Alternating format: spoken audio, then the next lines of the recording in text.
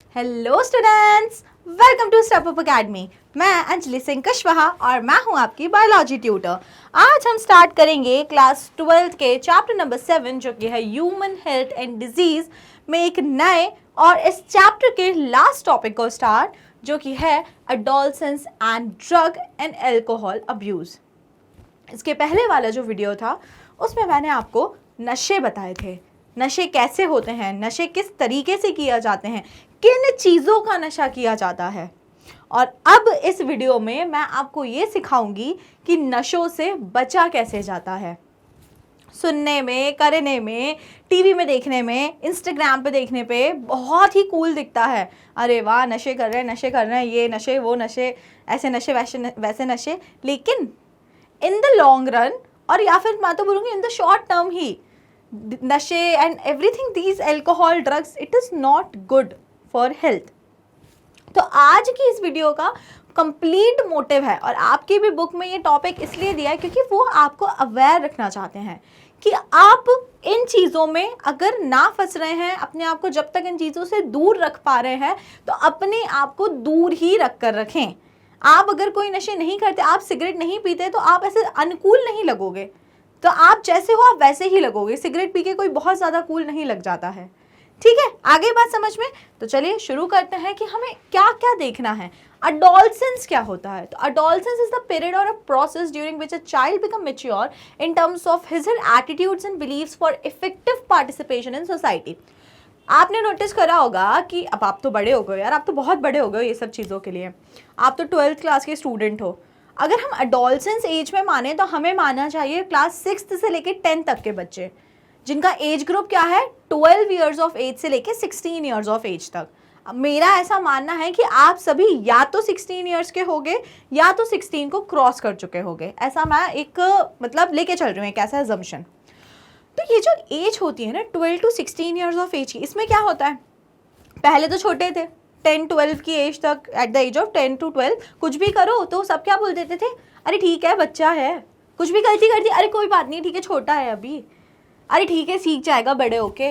लेकिन जैसे जैसे जैसे आप वो जो 12 होती है एज जिसको आप क्रॉस करते हो, 12, 13, 14, अब आपको एक डायलॉग जो है वो चेंज हो जाता है और आपको सुनने को मिलता है क्या, बच्चे थोड़ी रह गए हो, समझ में नहीं आती चीज़ें, इतने बड़े हो गए हो, बच्चे हो क्या छोटे से, अरे और हाँ बच्ची हो क्या, ये कैसे भूल सकते हैं हम। तो मतलब उस एज में आपको कोई बच्चा कंसीडर ही नहीं करना चाहता है। मतलब कि अब आप बच्चे तो नहीं रह गए हो, अब आप ग्रो करते हो उस पीरियड ऑफ टाइम में, स्पेसिफिक पीरियड में आप ग्रो करते हो और वो सभी चीज़ें देखते हो, सीखते हो, फिजिकली ग्रो करते हो, मेंटली ग्रो करते हो, सोशली ग्रो करते हो और अपने आप को इस सोसाइटी में पार्टिसिपेट करने के लिए एक प्रॉपर ह्यूमन बीइंग में आप कन्वर्ट करते हो। The majority of things that you learn in your life and the majority of changes that you face in life is the period of adolescence. तो adolescence क्या है? adolescence एक process भी है जिसमें आप चाइल्डहुड से टीन एज में ग्रो करते हो और साथ ही साथ में एक प्रोसेस का रिजल्ट या आप बोलते हो एक टाइम पीरियड भी है। टाइम पीरियड भी है जिसमें आप क्या कर रहे हो, बेसिकली आपकी बॉडी, आपका ब्रेन, आप फिजिकली, मेंटली हर तरीके से ग्रो करते हो। क्लियर? बहुत सारे अलग अलग थॉट डेवलपमेंट होते हैं उस टाइम पे, है ना। तो ये सारा टाइम जो होता है, this is the time of adolescence. It is a bridge between childhood and adulthood. तो अभी हमने आपको समझाया ना 18 ईयर्स के बाद तो फिर सब बोलेंगे अरे अब तो बड़े हो गए। तो ये जो चाइल्डहुड और अडल्टहुड के बीच में ये जो फेज रहता है, जिसे हमारी लैंग्वेज में टीन एज बोला जाता है। टीन एज के लिए बायोलॉजिकल टर्म्स क्या है, अगर बायो में कोई पूछ रहा है तो वहाँ टीन एज तो नहीं बोलते वहाँ पे बोल दिया जाता है अडोलसेंस। तो adolescence is basically a period of 12 to 18 years of age, 12 से 18 साल तक। अब 12 साल तक तो बच्चे हो गए, चाइल्डहुड हो गया। और अडल्टहुड कब से स्टार्ट होता है? 18 साल के बाद आप लीगली अडल्ट होते हो, आपको क्या मिलता है, आपको ड्राइविंग लाइसेंस मिलता है, आपको वोटर आईडी मिलता है, सब कुछ आपको 18 ईयर्स के बाद, सारे लीगल डॉक्यूमेंट्स आपको 18 ईयर्स ऑफ एज के बाद इशू होते हैं। तो अब ये जो 12 से 18 का पीरियड रह गया, 12 तक बच्चे, 18 के बाद बड़े, तो ये 12 से 18 वाला पीरियड क्या कहलाएगा? This is known as adolescence, और हमारी भाषा में टीनेजर्स, जो आप नॉर्मल डेली लैंग्वेज में अपने यूज करते हो तो वो होता है टीनेजर्स, और that is the period of adolescence. It is very vulnerable phase of mental and physiological development. और ये बहुत ही ज़्यादा वल्नरेबल होता है। अब इस वर्ड का मतलब क्या है, इंग्लिश वल्नरेबल वर्ड का मीनिंग ये होता है आपको उस एज में, मम्मी पापा बोलते होंगे ना, सुना होगा, यही एज है, इसी में बच्चे को कंट्रोल कर लो ना तो सही रहता है। अगर इस एज में वो भटक गया, गलत लाइन पकड़ ली, अच्छे दोस्त नहीं बनाए, गलत संगति में पड़ गया, तो उसका पूरा जीवन बर्बाद हो जाएगा। अब देखो वैसा क्यों बोलते हैं, उन्हें भी बायो पता है थोड़ी बहुत। 12 साल के पहले आप इतने ना समझते छोटे थे कि आपको कुछ समझ ही नहीं आता था, अच्छा बुरा कुछ नहीं। आपको जिसने अच्छा बोल दिया ठीक है, आपको मजे आ गए, जिसने 2 चॉकलेट खिला दी आप उसके साथ चले जाओगे, और जिसने थोड़ा बहुत खेल लिया आपके साथ वो आपके लिए अच्छा है, जिसने आपको डांट दिया वो आपके लिए बुरा है। ठीक है, इतना ज़्यादा 12 साल से छोटे बच्चे इतना कुछ नहीं सोचते कि क्या होगा या क्या नहीं होगा। 12 से 18 साल वाला जो एज पीरियड होता है, इस टाइम में बातें आपको करने लगती हैं बहुत ज़्यादा अफेक्ट। हर बात आपको अफेक्ट करेगी। किसी ने आपको मोटा बोल दिया, किसी ने आपको काला बोल दिया, किसी ने आपको पतला बोल दिया, किसी ने आपको छोटू बोल दिया, आपको हर बात अफेक्ट करेगी। किसी ने बोल दिया अरे यार आज तो अच्छा नहीं लग रहा है, तेरे बाल नहीं सही से सेट हैं, आपको वो भी बुरा लग जाएगा। और अगर इसका एक ऑपोजिट एस्पेक्ट की बात करूं, अगर किसी ने आपकी तारीफ करी, कोई आया और उसने बोला अरे, कोई आई और उसने बोला अरे आज तो कितना अच्छा लग रहा है, आपको वो भी बड़ा अच्छा लगेगा, अरे वाह वो तो मेरी तारीफ करती है, वही है मेरी जीवन साथी। अचानक से एक डिसीजन मेकिंग पावर आ जाएगी आपके यहाँ, आपके पास, और आप सोचोगे वो ही मेरी तारीफ करती है, वही मेरा भला चाहती है, वही अच्छी है। तो जब बातें अफेक्ट होना स्टार्ट होती हैं, वो दिस एज ग्रुप 12 to 18, आपको कोई भी चीज़ बहुत जल्दी बुरी लगेगी, कोई भी चीज़ बहुत जल्दी अच्छी लगेगी, और उसके बेसिस पे आप अपने डिसीजन मेकिंग स्टार्ट कर देते हो। जब आप उन चॉइसेस के बेसिस पे डिसीजन मेकिंग स्टार्ट करते हो तो sometimes they lead to wrong decisions. आई बात समझ में? तो all the factor is the age. अब पता नहीं, मुझे नहीं पता आप में से कितने लोगों ने ये वीडियो देखी, बट बहुत ही रीसेंट बात है, मैं शेयर करना चाहूँगी आप लोगों से। ऋषि सुनक, ठीक है, सभी जानते हैं कौन है।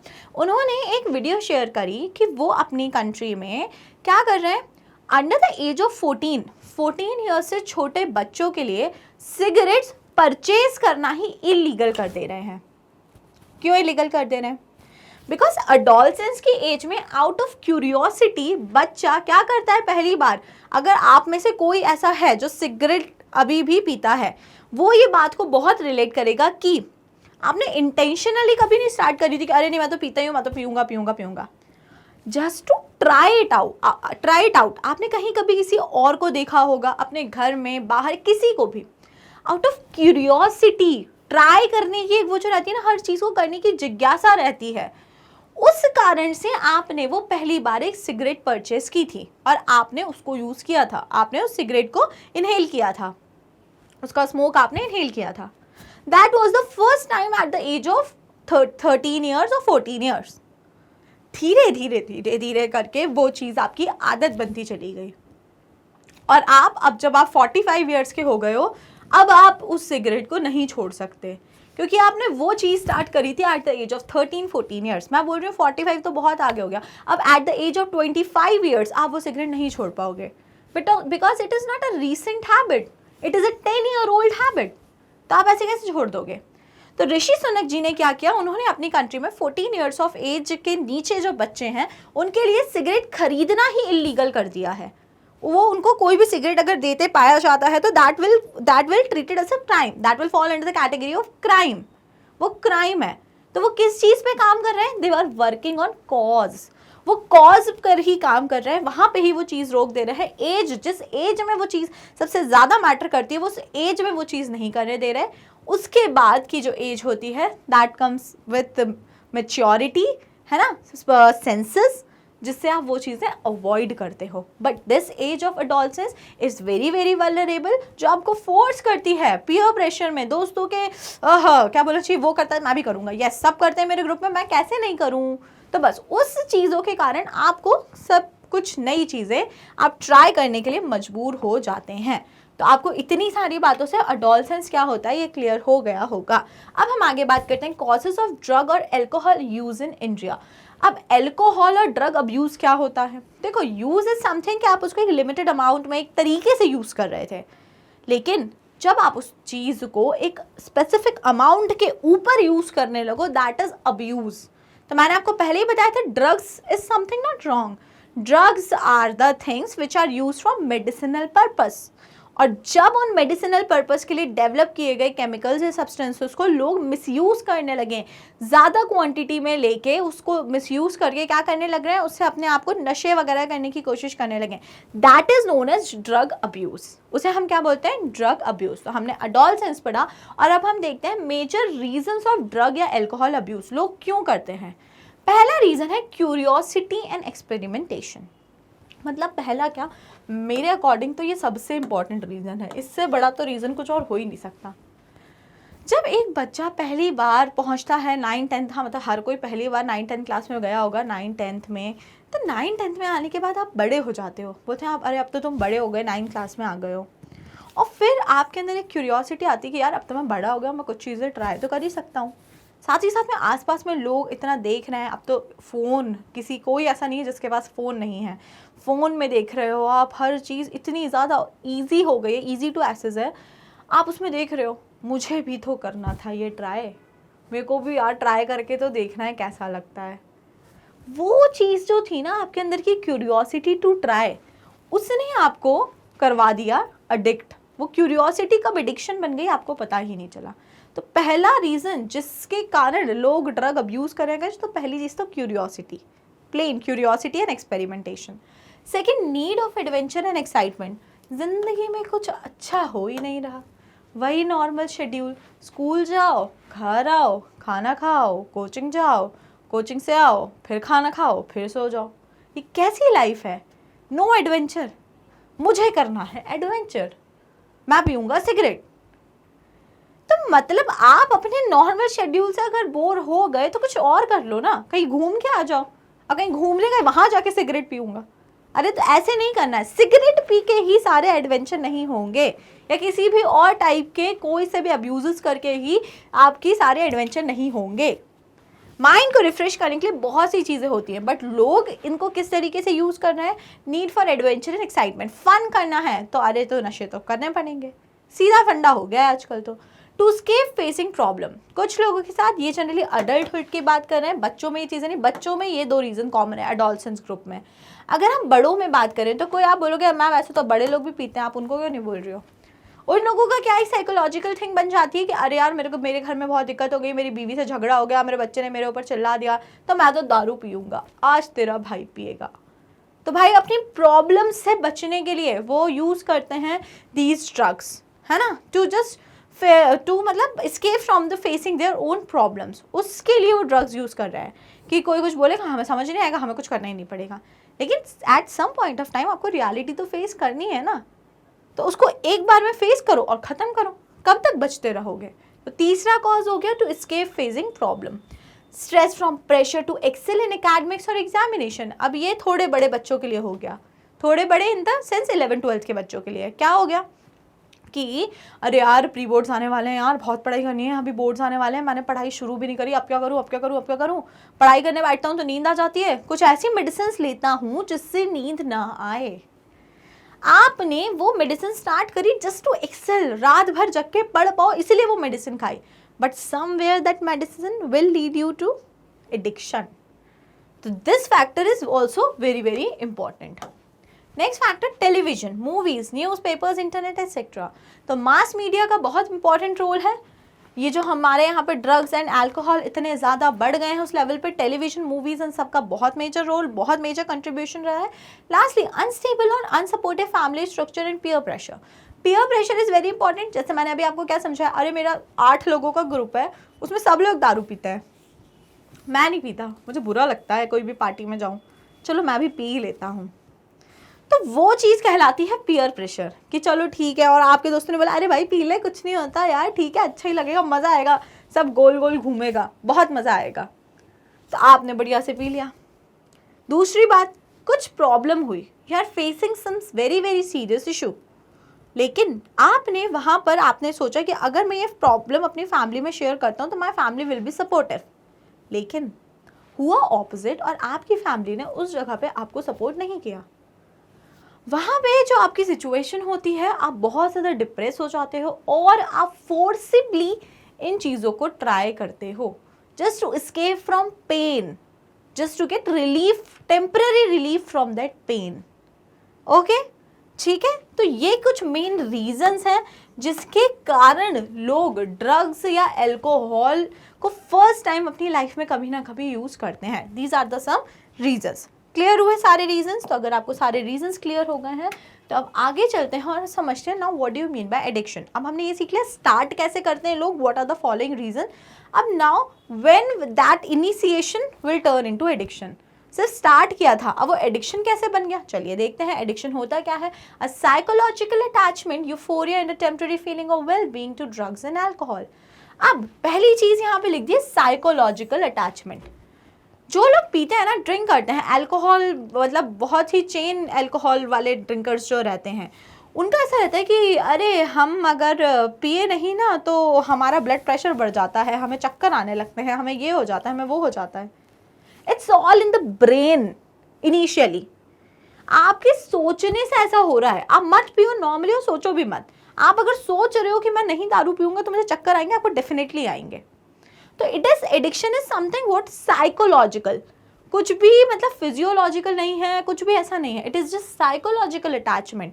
और वो जो ड्रग्स को कंज्यूम करने के बाद एक जो टेम्पररी फीलिंग है वेलबींग की, उस फीलिंग को मेंटेन करने के लिए जो आप बार बार उस ड्रग को या अल्कोहल को कंज्यूम करते हो, that psychological attachment is refers to as addiction.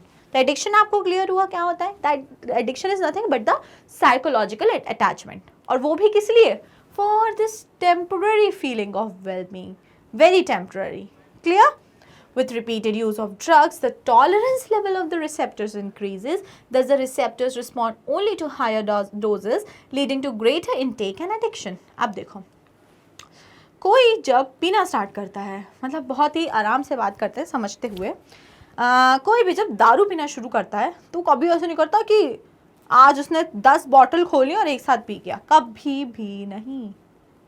कोई भी इंसान जब पीना शुरू करता है तो बिल्कुल एक इतने से सिप से, वो बोलते हैं ना छोटा छोटा बड़ा जी, ही और she just start from a peg. सब समझते हैं पैग क्या होता है, ठीक है? Peg 30 ml.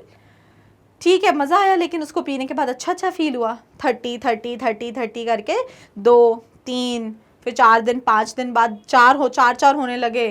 फिर और 6 महीने बाद अब तो तुम 8 पीने लगे. फिर उसके बाद में और अभी 2 साल हुए, अब तो तुम पूरी बॉटल नहीं, मतलब और काफ़ी और पी लेते हो, ज़्यादा हो गए. धीरे करके तुम मतलब पहले दो पैग इतने से कोई पीता है और उसमें वो हाई हो जाता है, उसमें उसको अरे ऐसे बिल्कुल अच्छी वेल बीइंग वाली फीलिंग आ जाती है. थोड़े दिन में क्या हो रहा है कि वो इंसान को 2 पैग फर्क पड़ना ही बंद हो गए. अब वो कहता है अरे यार भाई 2 पैग में कुछ फ़र्क ही नहीं पड़ता, नकली दारू है, अब मैं 4 पैग पीऊँगा. धीरे करके उसको 4 पैग पीने पड़ रहे हैं, तब जाके उसको वो अच्छी फीलिंग आ रही है. कुछ दिन में वो 4 पैग से भी फर्क पड़ना बंद हो गया यार. अब वो कहता है यार फिर से नहीं अच्छी फीलिंग आ रही है, 4 पैग कैसे, नकली दारू आ रही है. अब वो 8 पैग मार रहा है टू गेट दिस अच्छी feeling, temporary feeling of goodwill और वेल बीइंग. मतलब धीरे क्या हो रहा है?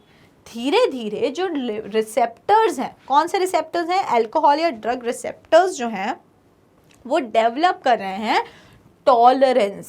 क्या डेवलप कर रहे हैं वो? टॉलरेंस.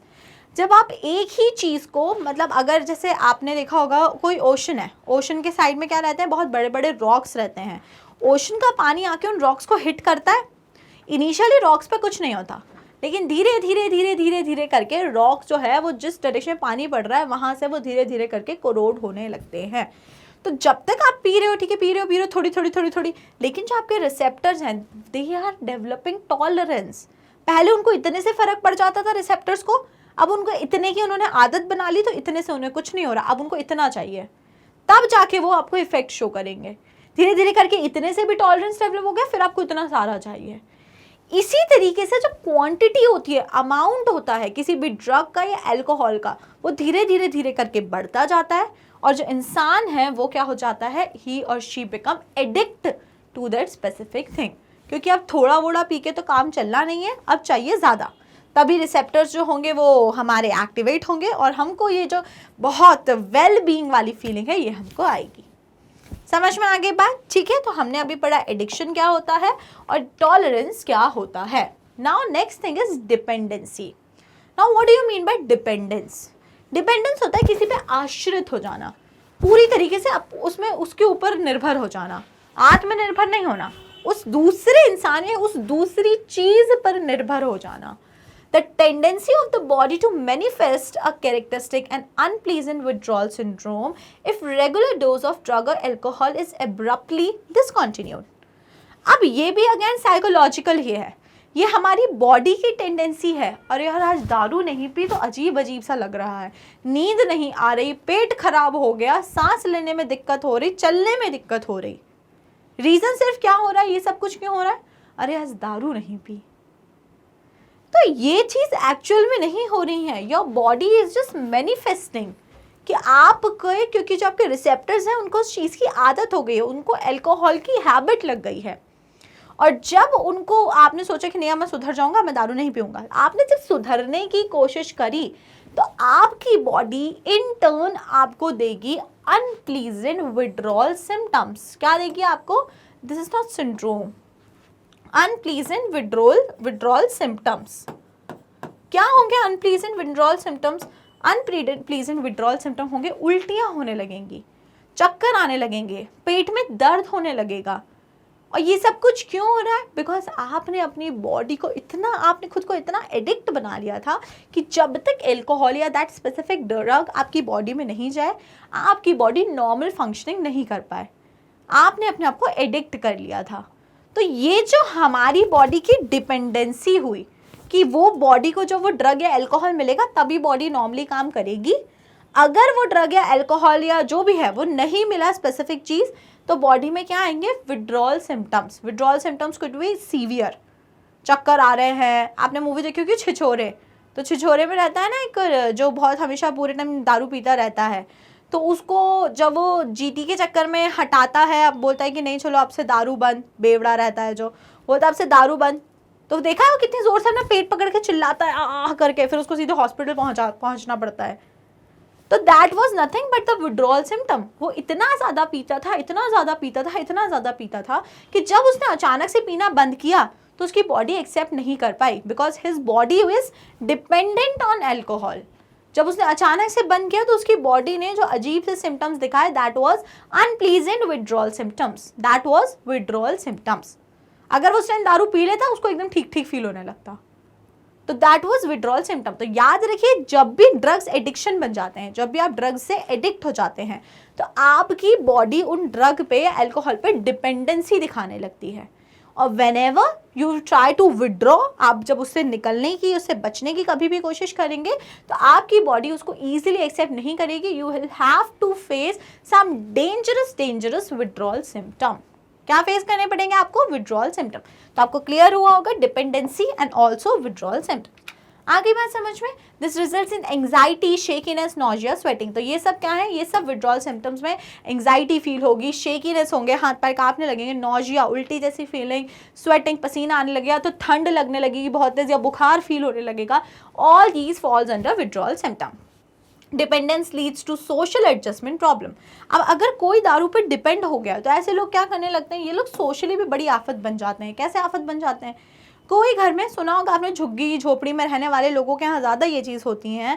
सपोज वो फादर रहता है, एक जो मतलब फादर हैं जनरली दारू वारू पीते हैं और अब वो डिपेंड हो गए हैं। अब वो इस हद तक एडिक्ट हो चुके हैं कि अगर उनको दारू नहीं मिली तो वो सीधे मतलब मर ही जाएंगे, उनकी ये हालत हो गई है।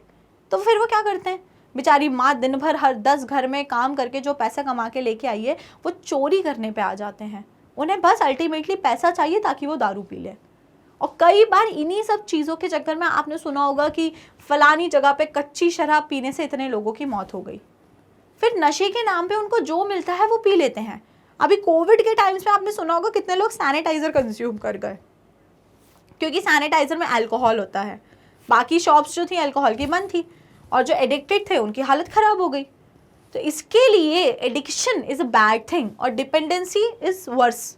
Dependency is worse. क्लियर हो गई? आगे बात समझ में? चलिए, तो चोरी वोरी करने लगेंगे वो लोग जो लोग डिपेंडेंट हो जाते हैं। अब उसके बाद में अगर कोई आपको ऐसा लग रहा है कि कोई ड्रग अब्यूज़ कर रहा है और आपको उसकी हेल्प करना है, तो पहली बात तो आपको यही नहीं पता चल रहा कि वो कर रहा है कि नहीं, तो उसके बिहेवियर में आपको कुछ चेंजेस दिखेंगे जो बहुत ही ईजिली ऑब्जर्वेबल होंगे, जैसे कि reckless behaviour, vandalism and violence. What are the effects of drug and alcohol abuse. जो लोग ड्रग अब्यूज कर रहे हैं, अल्कोहल कंज्यूम कर रहे हैं ज़्यादा क्वांटिटी में, तो क्या होगा? Reckless behaviour, vandalism and violence. वो लोग हमेशा चिड़चिड़े रहेंगे, आप उनसे कुछ भी पूछो चिड़ के आंसर करेंगे, उन्हें किसी से बात करना पसंद नहीं होगा, ज़्यादा आप कुछ बोल दो वो मारा पीटी पे उतर आएंगे। आ गई बात समझ? तो reckless behaviour, vandalism and violence, लड़ने झगड़ने पे उतारू। Coma and death due to respiratory failure, heart failure और cerebral haemorrhage, because their body जो है वो पूरी डिपेंडेंट हो गई है, और जो एल्कोहल है it is affecting their major organs like heart, like brain, like kidneys, like lungs, तो there may be chances of the person getting into coma. Okay, drugs mix with alcohol may cause death. अब कोई सा drug लिया और फिर उसके बाद में दारू पी ली, अब इतने पढ़े लिखे तो है नहीं, तो ऐसी हरकतें करते नहीं। There are certain drugs which on mixing with alcohol can lead to the formation of toxin. वो बॉडी में ड्रग और एल्कोहल मिलके टॉक्सिन क्रिएट कर लेगा और जिससे इंसान की डेथ हो सकती है। तो अब भाई वो तो उसको जो नशे कर रहा है उसको कुछ इस चीज़ का कुछ आइडिया ही नहीं है, उसको जो ड्रग मिला उसने ड्रग कंज्यूम करा, उसने कहा नशे नहीं फील हो रहा, उसने दारू भी और पी ली ऊपर से। लो, ड्रग एंड टॉक्सिक, उसमें कोई केमिकल रिएक्शन हुआ और and leads to the formation of some toxin, और उससे उसकी डेथ होने का खतरा हो गया, मर सकता है। वो पड़ा हुआ है आईसीयू में, अब उसे बचाने के लिए डॉक्टर बेचारे मेहनत कर रहे हैं। तो आप देखो आपको किस साइड पे होना है, बचाने वाले साइड पे कि ठीक है छोड़ो। Damage of nervous system and liver cirrhosis. तो लिवर, आपने बहुत, आपको अच्छे से पता होगा जो ड्रिंकर्स होते हैं उनमें बहुत ही ज़्यादा चांसेस होते हैं कि लिवर, मतलब लिवर सबसे पहले इफेक्ट होता है। जो भी कोई बिंज ड्रिंकिंग करता है, बहुत ज़्यादा पीता है, तो उनमें चांसेस हैं लिवर इन्फेक्शन सबसे पहले होगा। Mental and social distress to family and friends. अब भाई वो इतने चिड़चिड़े हो गए, उन्हें किसी से बात करनी पसंद नहीं, अपनी फैमिली में घर वालों पे चिल्लाते रहेंगे, दोस्तों से अगर मिले, वैसे तो मिलना अवॉइड करेंगे, लेकिन अगर मिले भी तो उनसे भी एक अजीब सा बिहेवियर रखेंगे, तो that is not good. Social problems like stealing and spread of infectious diseases. अब भाई चोरी चकारी करने लगेंगे। क्यों चोरी करेंगे? क्योंकि उनकी दारू के लिए जो उनको पैसा चाहिए वो उनके पास हो नहीं पा रहा है, तो अब उनको जहां से जैसे पैसा मिलेगा वो चोरी करेंगे। और चोरी भी क्यों कर रहे हैं? Just to buy that specific drug और एल्कोहल। तो इतना ज़्यादा खराब होता है इफेक्ट ऑफ कंज्यूमिंग एल्कोहल और ड्रग्स। ठीक है, use of drug and alcohol by pregnant women affect the foetus. अगर कोई प्रेग्नेंट वुमेन है और वो ड्रग्स यूज करती है तो for sure the baby will be affected. Loss of sexual drive and necrospermia. Person जो है उसका मतलब किसी चीज में मन ही नहीं लग रहा है, he will lose his sexual drive, the feeling of getting intimate or etc., that the person will lose that. And necrospermia, the sperm count will also decrease. Misuse of drugs by athletes, example narcotic analgesics, anabolic steroids, diuretics and certain hormones to increase the muscle strength and bulk and to promote aggressiveness. अब आपको ये चीज़ बहुत अच्छे से पता होगा, कोई सा भी जो प्लेयर होता है, इंटरनेशनल प्लेयर है कोई, अगर वो किसी गेम्स में पार्टिसिपेट कर रहा है तो उनका डोपिंग टेस्ट होता है। सुना होगा ना आपने, फलाना प्लेयर डोपिंग टेस्ट में फेल हो गया। तो क्या होता है doping test? Doping test is nothing but the pure blood test. कोई भी प्लेयर है जो बाहर खेलने जा रहा है उसका ब्लड टेस्ट किया जाता है गेम से पहले, जाने से पहले। क्यों किया जाता है? टू चेक क्या उस बंदे ने, उस प्लेयर ने कोई ड्रग तो कंज्यूम नहीं किया है। अब आप बोलोगे मैम प्लेयर क्यों ड्रग कंज्यूम करेगा? अरे प्लेयर इसीलिए ड्रग कंज्यूम करता है ताकि, जनरली नार्कोटिक एनाल्जेसिक्स वो कंज्यूम करता है टू इंक्रीज हिज और her ability to perform. Aggressiveness, drugs क्या करते हैं, मैंने आपको पढ़ाया था कि ड्रग्स दो टाइप के होते हैं, या तो स्टिम्युलेंट्स या तो डिप्रेसेंट्स। वो डिप्रेसेंट्स नहीं लेंगे, नहीं तो वो ग्राउंड पे सो जाएंगे, वो लेते हैं स्टिम्युलेंट्स। स्टिम्युलेंट से क्या होता है कि आपको एक बिल्कुल हाईली एनर्जेटिक, यूफोरिया वाली फीलिंग होती है, अग्रेसिव वाली फीलिंग होती है, टू इंक्रीज दैट, और वो उनके स्पेसिफिक गेम में काम आएगी। तो एथलीट्स जनरली ड्रग्स को अब्यूज़ करते हैं, इसीलिए किसी भी गेम के पहले कौन सा टेस्ट किया जाता है? डोपिंग टेस्ट किया जाता है, जिसमें चेक किया जाता है कि उस प्लेयर ने, वो उसकी नेचुरल स्ट्रेंथ है कि या फिर उसने कोई केमिकल कंज्यूम करने के बाद वहाँ पे परफॉर्म किया। क्लियर हो गया? ठीक है, चलिए आगे देखते हैं warning science of drug alcohol abuse in adults and spirit. अब वार्निंग साइंस क्या है? अगर आपको भाई लग रहा है कि कोई उस आदत में, कोई उस दलदल में, ड्रग एंड एल्कोहल वाले जो दलदल है उसमें कोई फंस रहा है, तो आप कैसे पता करो, व्हाट आर द साइंस? सबसे पहले drop in academic performance and absence from school. अगर आपको लगता है कि आपका कोई फ्रेंड है और वो किसी गलत संगति में फंस गया है, तो आपको कैसे साइंस क्या क्या मिलेंगे? सबसे पहली बात तो स्कूल आना बंद कर देगा, और आपको पता था कि पहले वो पढ़ने में अच्छा था, अचानक से उसके मार्क्स कम होने लगे, तो आप ध्यान दो कि ऐसा क्यों हो रहा है, रीज़न पता करने की कोशिश करो। Lack of interest in personal hygiene, वो बहुत गंदगी से रहने लगेगा। जो लोग नशे पत्ते के चक्कर में पड़ जाते हैं उनको सेल्फ हाइजीन का बिल्कुल भी ध्यान नहीं रहता, बहुत ही गंदगी से रहेंगे, मेंटेन नहीं करेंगे पर्सनल हाइजीन, और जिस कारण से उन्हें फंगल इन्फेक्शन के भी चांसेस बढ़ेंगे। थर्ड, विड्रॉल एंड आइसोलेशन, उनको हमेशा अकेले अकेले रहना होगा। आप बात करने की कोशिश भी करोगे तो भी आपको हटा देंगे, अरे नहीं भाई मेरा मन नहीं है बात करने का, तू जा। हमेशा अकेले रहेंगे, गुमसुम रहेंगे, किसी से बात नहीं करेंगे। तो you need to focus on that. Depression, fatigue, aggressive and rebellious behaviour, हमेशा लड़, और ज़रा सा उन्होंने किसी ने कुछ उनको ज़्यादा बोल दिया और तो सीधे लड़ाई करने के लिए वो बैठे रहेंगे, बिल्कुल अग्रेसिव रहेंगे हर टाइम, या तो बिल्कुल कुछ नहीं शांत, और अगर किसी ने प्रोवोक किया तो फिर सीधे पीट वीट देंगे, बहुत ज़ोर से अग्रेसिव हो जाएगा उनका बिहेवियर, बात बात में लड़ाई होगी। These are some signs of drug and alcohol abuse. तो अगर आपका कोई फ्रेंड है जिसके बिहेवियर में आपको कुछ इस टाइप के चेंजेस दिख रहे हैं, तो आप उस पर ध्यान दीजिए, उसकी फैमिली को इन्फॉर्म करिए कि ऐसा ऐसा हो रहा है, मे भी हो सकता है कि ये ड्रग अब्यूज़ कर रहा हो या कुछ गलत कर रहा हो। लेकिन हर बार ऐसा मत करना, पता चला बेचारा तुम्हारा दोस्त किसी और चीज़ से परेशान हो, आज बात नहीं कर रहा हो, तुमने उसके घर पे फ़ोन करके कह दिया, अरे हेलो आंटी, मुझे लग रहा है कि विशाल ना ड्रग्स ले रहा है इसलिए वो ऐसा ऐसा हो गया है। बेचारा विशाल किसी और चीज़ से परेशान, बाद में उनका पिट पिटा और जाएगा घर पे। तो ऐसे भी नहीं करना। आपका फ्रेंड है, आप पहले ऑब्जर्व करो कि क्या there is something like that, कुछ दिक्कत है, उससे बात करने की कोशिश करो, ठीक है। और क्या साइंस हो सकते हैं? Change in sleeping and eating habits, sleeping eating habits बिल्कुल चेंज हो जाएंगी। फ्लक्चुएशंस इन वेट, एपेटाइट एक्सेट्रा, भूख नहीं लगेगी, वेट कम होने लगेगा अचानक से। Loss of interest in hobbies, किसी भी हॉबी को करने में उसको कोई दिलचस्पी नहीं रह जाएगी। Deteriorating relationships between family and friends, वही सबसे लड़ाई झगड़ा करना, घर में भी ढंग से बात नहीं करना, इस तरीके का बिहेवियर आपको ऑब्जर्व होगा। Now this is very very important. अभी जैसे हमने जो बात करी, जो प्लेयर्स होते हैं वो क्या कंज्यूम करते हैं? Anabolic steroids. तो steroids are the category of drug होते हैं, दवाइयाँ होती हैं। तो इनको लोग जनरली अब्यूज़ कर लेते हैं, किसको? एनाबॉलिक स्टेरॉइड को। तो इसलिए यहाँ पे लिखा है एनाबॉलिक स्टेरॉइड अब्यूज़। अब अगर कोई मेल, कोई आदमी ये वाले ड्रग्स को अब्यूज़ कर रहा है, तो उसकी बॉडी में क्या क्या साइड इफ़ेक्ट्स होंगे? Number 1, acne. Number 2, increased aggressiveness. Number 3, mood swings and depression. Number 3, reduced testicle. जो testes होते हैं उनका size reduce हो जाएगा. Decreased sperm production, sperm count कम हो जाएगा. Kidney and liver dysfunction, liver kidney सब खराब होने के chances हैं. Breast enlargement, breast का size बढ़ने लगने का, हो सकता है gynecomastia ना हो जाए. Premature baldness, बाल झड़ने लगेंगे, ठीक है.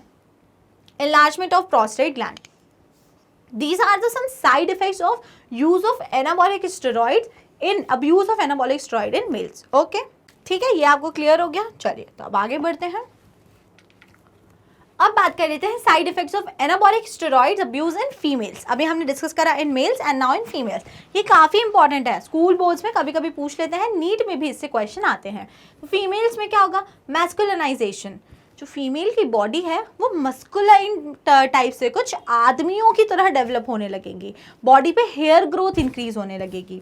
Increase aggressiveness, generally womens are like polite by nature, kind होती हैं। अग्रेसिव बिहेवियर मेल्स में होता है, फीमेल्स इतना अग्रेसिव नहीं होती हैं। लेकिन अगर कोई फीमेल जो है वो जो ड्रग कंज्यूम कर रही है, तो देयर मे बी चांसेस कि her behaviour will get aggressive. Okay, mood swings and depression very common. Excessive hair on face and body, excessive hair growth होने लगेगी फेस पे और बॉडी पे। एबनॉर्मल मेंस्ट्रुअल साइकिल अफेक्ट होगी, abnormal हो जाएगी। Deepening of voice की pitch जो होगी वो क्या होने लगेगी? लो पिच होने लगेगी। एंड एनलार्जमेंट ऑफ क्लाइटोरिस का साइज भी उससे इंक्रीज हो सकता है। तो ये दोनों ही बातें like in males and in females, क्या आपको याद रखना है? Side effect of anabolic steroid abuse. अगर कोई स्टेरॉइड अब्यूज कर रहा है, कोई ड्रग अब्यूज कर रहा है, कौन से ड्रग्स को अब्यूज कर रहा है? स्टेरॉइड्स को। तो क्या क्या साइड इफेक्ट्स हो सकते हैं in males as well as in females? ये दोनों ही बातें आपको याद करके रखनी है। अब हम आगे बात करें in adolescence male and female, severe facial and body acne, premature closure of the growth centres of the long bones resulting in stunt growth. तो अभी आपने अलग अलग पढ़ लिए मेल्स में फीमेल्स में, ये है कुछ कॉमन साइड इफेक्ट्स जैसे कि severe facial and body acne, face पे बॉडी पे एक्ने डेवलप होंगे। और जो हमारी बोन्स होती हैं वो जब लेंथ में ग्रो करती हैं इसीलिए हमारी हाइट बढ़ती है। तो जो लोग ड्रग अब्यूज़ कर रहे हैं उनमें क्या होगा भाई, जो बोन है वो लेंथ में इंक्रीज होना बंद हो जाएगी और इसीलिए हाइट जो है वो नहीं बढ़ेगी, ग्रोथ विल बी रिटार्टेड। वहीं पे हाइट छोटी रह जाएगी, नहीं अब नहीं बढ़ेगी। मतलब ऐसा नहीं कि लंबे हो गए तो अब छोटे होने लगोगे, ऐसा नहीं होगा, लेकिन अब और आपकी हाइट नहीं बढ़ेगी अगर आप अर्ली एज में ड्रग कंजम्पशन स्टार्ट कर दे रहे हैं, और उसमें भी कौन से, मेनली स्टेरॉइड्स। समझ में आ गई बात? तो आपको साइड इफेक्ट ऑफ स्टेरॉइड्स आपको याद हो गए होंगे, ठीक है। अब हम आखिरी बात कर लेते हैं प्रिवेंशन एंड कंट्रोल, कैसे रोका जाए। तो अवॉइड अनड्यू पीयर प्रेशर। भाई फालतू नहीं पढ़ना है कि सब दारू पीते हैं तो मुझे भी दारू पीना है, ये वाले चक्कर में नहीं पड़ना। You have to avoid that अगर आपको इन सब चीज़ों से बचना है। एजुकेशन एंड काउंसलिंग, अगर आपको लगता है कि कोई बच्चा है, आप किसी 14 साल के, आप तो बड़े हो गए हो ना, आप किसी 12-13 साल के बच्चे को देख रहे हो कि आपको लग रहा है कि वो फालतू ही गलत चीज़ों में उलझ रहा है, तो आप उसको समझाओ, थोड़ा उसकी काउंसलिंग करो, उसे बताओ कि क्या चीज़ें गलत हो सकती हैं, अपना एक्सपीरियंस शेयर करो कि आप उस चीज़ से कैसे निकले थे, तो हो सकता है कि आप उस बच्चे को संभाल पाओ। Help from parents and peers, अगर नहीं हो रहा है तो उसके पेरेंट्स को इन्फॉर्म करो, उसके पेरेंट्स डील करेंगे, उसके दोस्तों को बताओ, उसके दोस्त ढंग के दोस्तों को, उसके दोस्त उससे चीज़ से डील करेंगे और उसको उस चीज़ से निकालने की कोशिश करेंगे। लुकिंग फॉर डेंजर साइंस, और जो अभी हमने डेंजर वार्निंग साइंस पढ़े ना, रेकलेस बिहेवियर, जो अभी हमने वार्निंग साइंस पढ़े कि वो अकेला रहेगा, उसका बिहेवियर अग्रेसिव हो जाएगा, किसी से बात नहीं, पर्सनल हाइजीन नहीं मेंटेन करेगा, तो देखना है अगर किसी के बिहेवियर में इस टाइप के चेंजेस आ रहे हैं तो उसे इग्नोर नहीं करना, ध्यान देना है और उस पर्सन की हेल्प करने की कोशिश करनी है। आगे बात समझ में? पक्का? कोई भी डाउट? ओके, वेरी गुड, ठीक है। Seeking professional and medical help such as psychologists and psychiatrists, अब चलो आपसे भी नहीं हो रहा, माँ बाप से भी किसी से नहीं हो रहा, तो कंसल्ट डॉक्टर्स। साइकाट्रिस्ट होते हैं, साइकोलॉजिस्ट होते हैं जो डील करके, बात करके प्रॉब्लम को सॉल्व कर सकते हैं। De addiction and rehabilitation programmes, और अब अगर कोई एडिक्ट हो भी चुका है, अब उसको ऐसा लग रहा है कुछ नहीं हो पाएगा, तो there are de addiction and rehabilitation programmes, rehabilitation centres, जो लोगों को, इस आपने सुना होगा ना, क्या बोलते हैं उसको हम लोग हिंदी में, हिंदी में मुझे याद नहीं आ रहा, इंग्लिश में उसको रिहैबिलिटेशन सेंटर, नशा मुक्ति केंद्र, यस, नशा मुक्ति केंद्र होते हैं जहाँ पे लोगों को जाके, ये देखो बना हुआ है कुछ अजीब सा इमेज, कैसे वो रो रही है, तो वहाँ पे आप उनको रख के उनका ड्रग एडिक्शन आप छुड़वा सकते हैं। तो there are various methods to avoid and to prevent people, what you need is to be aware of that and just मतलब नहीं पढ़ो फालतू में, just stay away from such things, ठीक है। It is better for you, better for our society and better for everyone. Okay, so that is it for today. अगर आपको कोई भी डाउट है, कोई पर्सनल क्वेरी है, मन का कोई सवाल है, ड्रग्स में उलझे हो, अल्कोहल में कहीं भी उलझे हो, तो अपने सारे क्वेश्चंस को कमेंट सेक्शन में मेंशन कर दो, I will definitely answer that. Okay, बाकी वीडियो पसंद आई है तो वीडियो को जल्दी से करिएगा लाइक और स्टेप अप अकेडमी को कर लीजिएगा subscribe. Thank you and keep watching.